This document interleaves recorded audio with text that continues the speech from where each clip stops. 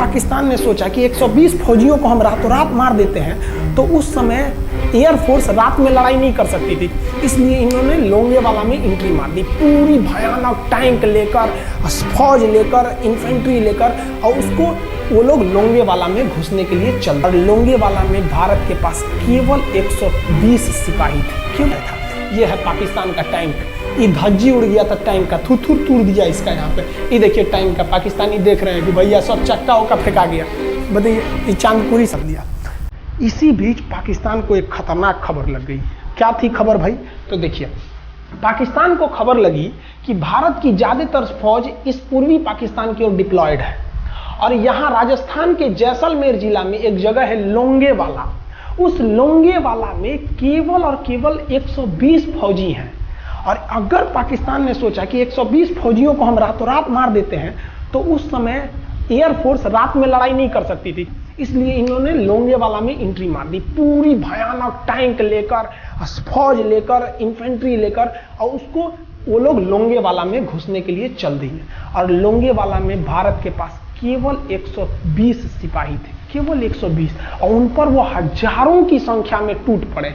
लेकिन घबराना नहीं चाहिए, क्योंकि चींटियां तादाद में कितनी भी क्यों ना हो जाए, गन्ना घसीट के नहीं ले जा सकती हैं। लोंगेवाला में जो ड्यूटी थी उस समय कुलदीप सिंह चांदपुरी जी का।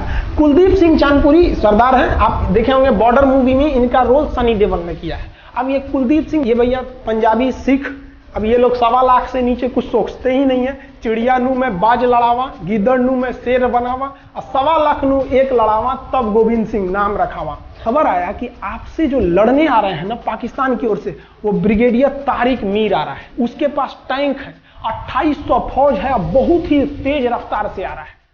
आपके पास केवल 120 जवान है कुलदीप सिंह। आप पीछे हट जाइए, आप पीछे हट जाइए, क्योंकि आपको हम ना, आप बहादुर हैं इसमें नो डाउट, लेकिन आप कैसे लड़िएगा उतनी भयानक फौज के पास से? यहाँ उन्होंने कहा खालसा सिख है, नहीं हट सकते हम दिखा देंगे कि हम 120 भी उन पर क्या पड़ेंगे, भारी पड़ेंगे। इनके पास ना ही टैंक को उड़ाने के लिए कोई संसाधन थे, टैंक को मारने के लिए एक जीप पर लगा हुआ छोटा सा तोप था, और इनके पास 3 ठो माइंस लगे थे। माइंस समझते हैं आप लोग? टैंक जो होता है ना बम, उसको उड़ाने के लिए माइंस लगाए जाते हैं। तो देखिए ध्यान से, ये है माइंस, ये माइंस होते हैं। इस पर अगर टैंक चढ़ता है ना तो टैंक ब्लास्ट कर जाता है। तब इन्होंने दिमाग लगाया।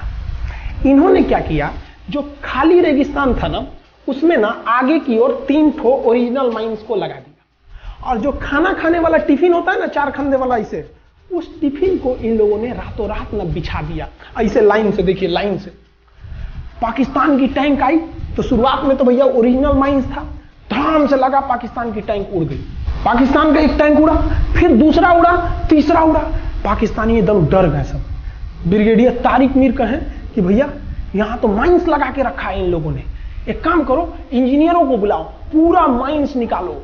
अब ब्रिगेडियर जो हमारे मेजर कुलदीप सिंह थे, ये जानते थे कि बाबू अगर हम तुमको रात भर रोक दिए ना तो सुबह हमारी एयरफोर्स आएगी, तुमको जिंदा नहीं छोड़ेगी। इसलिए इन्होंने पूरा टिफिन बिछाया था। इन पाकिस्तानियों ने 6 घंटे लगा दिए उनको निकालने में। इंजीनियर आते थे तो डर के मारे टिफिन निकालते थे, अरे बाप रे बाप, और टिफिन में तो ईंटा पत्थर भर देते थे, और डर के ले जाते, अरे भागो भागो भागो, माइंस है। इसको लगाते लगाते इन लोगों ने पूरी रात बिता दी। 3 बज गया। 3 बजे इनको पूरा सन्नाटा दिखा कि भैया ये तो टिफिन है, ये रेगिस्तान में ये तो टिफिन है। अब उन्होंने कहा कि आदेश दिया कि हमला करो। तो कुलदीप सिंह जो थे चांदपुरी, उन्होंने बालू के बीच में ऐसे गड्ढे बना रखे थे, और अपने फौजियों को ना 2 किलोमीटर एरिया में बिछा दिया था, एक उधर एक इधर एक इधर।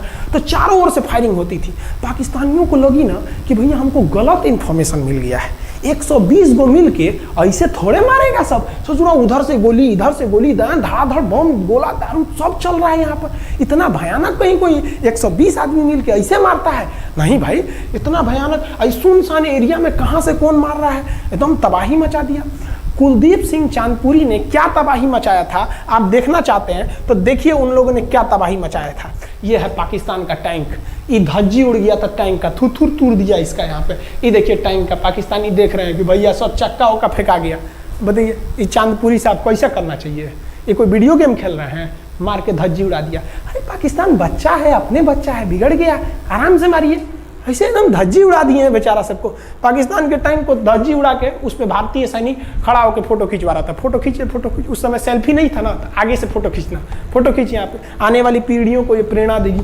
बताइए, इतना सुंदर गाड़ी लेके आया था पाकिस्तान मारने के लिए, हाँ बेचारा ऐसे मारा जाता है, हाँ। अरे ब्रिगेड मेजर साहब, आप भी बच्चा है, बच्चा को थोड़ा आराम से मारिए। देखिए इसका थोबड़ा बिगाड़ दिया गाड़ी का, ओहो, ऐसे नहीं मारना चाहिए। लेकिन क्या कीजिएगा, बच्चा बिगड़ जाता है तो धोना ही पड़ता है। ये हाल कर दिया रात भर में। सोचिए, रात में इतना बुरा मारा, दिन में दिखता तो कुछ डाल रहा पूरा, एकदम भयानक तबाही मचा दिया मेजर कुलदीप सिंह चांदपुरी ने। इनके आगे कौन खड़े थे? ब्रिगेडियर पाकिस्तान के ब्रिगेडियर साहब को कहने लगी भैया ये तो बहुत बुरा मार रहा है सब।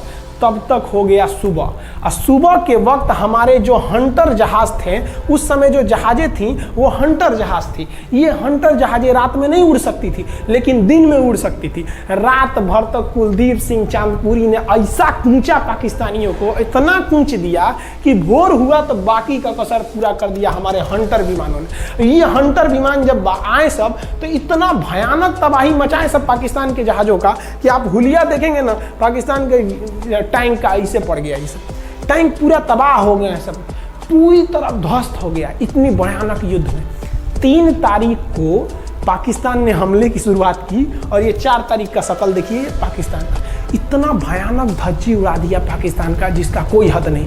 पाकिस्तानियों को दुम दबा के भागना पड़ा। ब्रिगेडियर साहब भागे, कहें कि भाग भैया, न तो ये सब जान ले लेगा सब। हम लोगों ने पाकिस्तान के टैंकों को अपने यहाँ रख लिया है म्यूजियम में। आज भी जाके देखिएगा ना, तो इन टैंकों को डर के मारे पाकिस्तानी छोड़ के भाग गए कि भागो भाई यहाँ पर। ये 120 जवानों का जलवा था। और पाकिस्तानी कहते हैं कि हिंदुस्तान के लोग क्या लड़ेंगे। अरे भैया, हम चीन पे वीडियो बनाए थे, आप पे नहीं बनाए थे, जो आप लोग हम लोग को बोल रहे थे कि पाकिस्तान हिंदुस्तानियों की औकात नहीं। देखिए अभी हम आपको औकात दिखाते हैं आपकी। ये आपका टैंक है, आके ले जाइए, हिम्मत है तो लेके जाके दिखाइए यहाँ पर। हाल तो ये हो गया था ना कि हम लोगों ने जो पाकिस्तानियों की जान ली थी ना, डर के मारे वो लाश उठाने नहीं आए थे, लाश को गिद्ध खा गए थे सब। हम लोग बोल रहे थे कि भैया हम गोली नहीं चलाएंगे, लाश लेके चल जाओ। हम नहीं जाएंगे, तुम लोग रेगिस्तान को कब्रिस्तान बना दिए हो। रेगिस्तान को कब्रिस्तान हम लोग हमला करने आए थे, शुरुआत तो तुमने किया था यहाँ पे। तो ये गिद्ध खाए थे सब, सफाई उफाई का काम ये किए थे सब। अब पाकिस्तान हम लोग को धमकी देता है। आज भी वो नहीं सुधरे हैं। आज भी हमने जो चाइना पे वीडियो बनाया था, उस पर वो हमको धमकी देता है कि भारत की आर्मी कुछ नहीं कर सकती। अरे भैया, आप सोचिएगा भी मत, अभी के समय में तो मत सोचिएगा। जानते हैं क्यों? देख लीजिए इधर अभी कौन बैठा है भारत में, समझ में आ रहा है? आप लोग तो पहले पाकिस्तान वाले लोग इस बात पर रिसर्च कीजिए कि इनमें ज़्यादा खतरनाक कौन है आपके लिए। हमको तो यही ज़्यादा खतरनाक लगते हैं भाई। समझ में आया आप लोग को?